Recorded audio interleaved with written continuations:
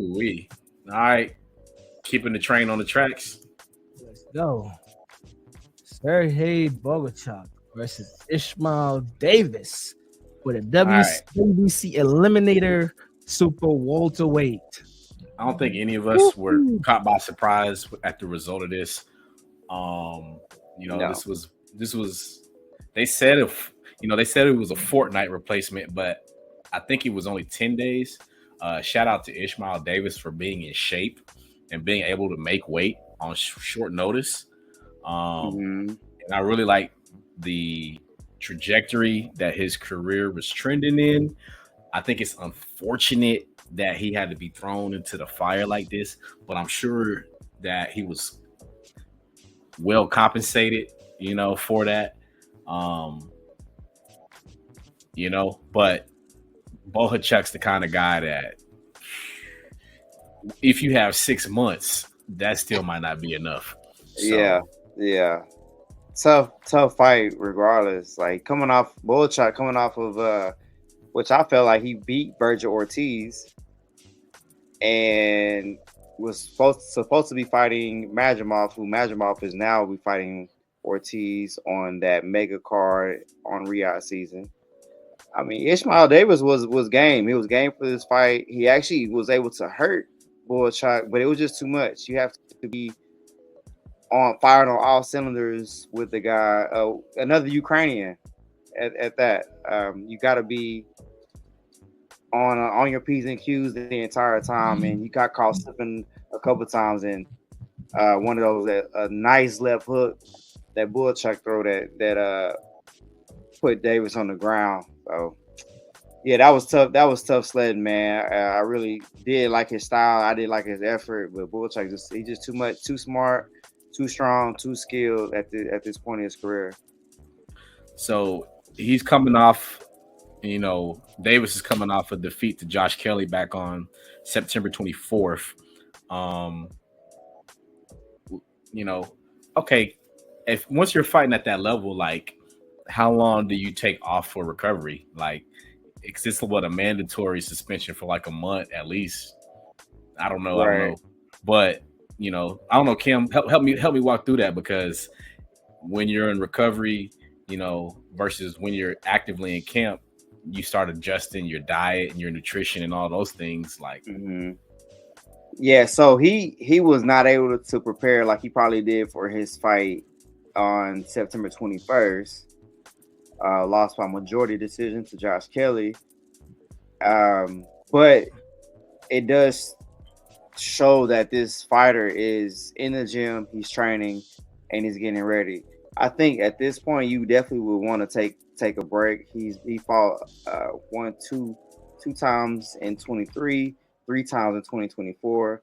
I think he's due for a layoff at this point, and maybe do one of those fights where you basically trying to get your confidence back, because you're going against some stiff competition the last couple of fights. He did show some ability, so you kind of want to improve on those things before you take that next big test.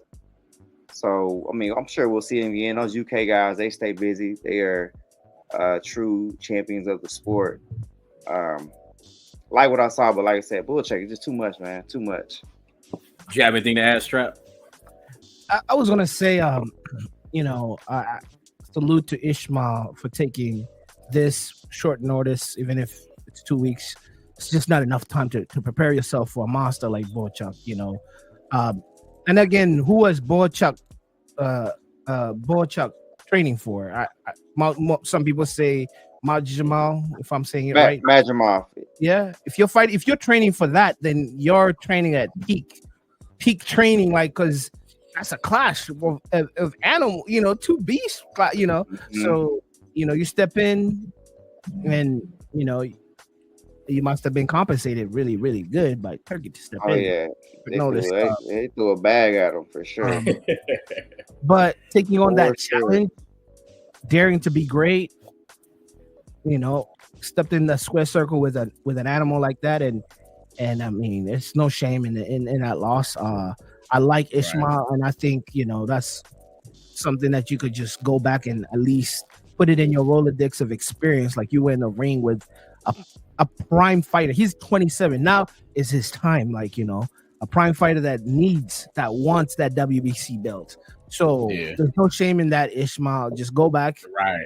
Read. You know, you now know what it is to fight that level and regroup. For Bohachuk, right now, I don't know if you're in purgatory. I don't know what that looks like in the super welterweight. Who are you gonna fight?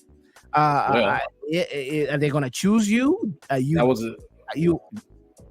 good reiteration on the WC belt, because that was an eliminator bout, right? So, you know, let's point out WC belt holder is Mario Barrios. Right.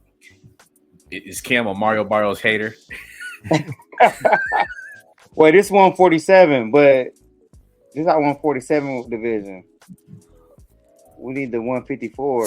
Super welterweight. But I may be a bit of a non-fan of his. I do like his ring attire. His interest is pretty dope, representing the culture. I think the Mayan culture or whatnot. I'm intrigued who is on this on the WBC super middleweight. I think I just looked this up because we got a friend of the show competing in this division. No, that's super middle. We need super welter. I'm looking at super middle. Junior, I go from welterweight to junior middleweight. I believe, you know, the bad thing about it is you can go to two different sources, have different names, but representing the same weight class. So you got. Go ahead. You got it. Sebastian Fundora, WBO, IBF Bakram Murtazaliev, WBA Terrence Crawford, and WBC also Fundora. So Fundora's in rumor to be fighting Spence, right? Is that do we think that's happening? Man, that date keeps getting pushed back further and further, man. Is that in March now? Right, I don't know, man. I don't think they're gonna collide. I don't think they're gonna fight. I don't see it. I don't know if even Spence even has a coach right now. So the latest is he's fighting in Philly with not Bazzi, but Breadman. But these are rumors. These are all rumors. So right, you got to Twitter or X formerly known as Twitter. Hey, Bakram is a problem in that division. I don't think nobody wants to fight him. Bakram is a problem. Like, whew. But he has the IBF, so I don't know. I know we're talking WBC Eliminator, but I mean, just for one of the belt holders, you want to go get all of them. Bakram Murtazaliev is a problem. Is Virgil Ortiz holding any belt? Not holding any belts, but he will be fighting Israel Majimov on the Riyadh season card in February. So a lot of things are going to shake. Some of these guys, you will not get out unscathed in this division. I think Fundora is the weak link as far as current belt holders. You know, being the champion, and me saying you're the weak link. You know, we're just comparing greatness at this point, but I do believe that he's more susceptible than our Terrence Crawford and our Bakram. Did Fundora? Did he lose his last fight or the fight before the last? Or am I thinking wrong? He fought. Was it Tim Tszyu? Yeah. Oh yeah. He lost to Brian Mendoza. He fought that inside fight. Fought like a weird deal, and then had the clash of, or it was the elbow that created the cut on Tim Tszyu. And I think most fight fans do not see Fundora winning that fight without the cut, which seems to have caused some PTSD with Mr. Tim Tszyu, because he went there with Bakram and thought it was sweet, and it was real sour. Yeah, Bakram. We say it all the time, man. Them Eastern Europeans don't play, man. And 3 rounds at that, man. Russian, they be and I no joke. But what's up? You know, what's with with Crawford right now? Does he still fancy the welterweight division, or is he the names are just not as appealing? Like none of these fighters are like on his appeal level. Is he? Yeah, they're not lucrative. It's not lucrative enough. He's at the tail. Yeah, these are. I mean, he's looking for the money. He's looking for the money at this point. Yeah, you need headliner fights. Like obviously Crawford is the headline, but you need box office. Yeah. He's recovering from, I do believe he had a minor surgery on his shoulder, if I'm not mistaken. And then there's an article on boxing247.com talking about Turkey says he's going to be beating Terrence Crawford in 2025 to discuss a fight coming up. So there is speculation that could be a Canelo conversation. Right. How much money we throwing at Canelo to get this fight to happen? That's really, I mean, how much more needs to be said during the fight, during this meeting? How much you gonna give Canelo? Because Canelo wants that payday.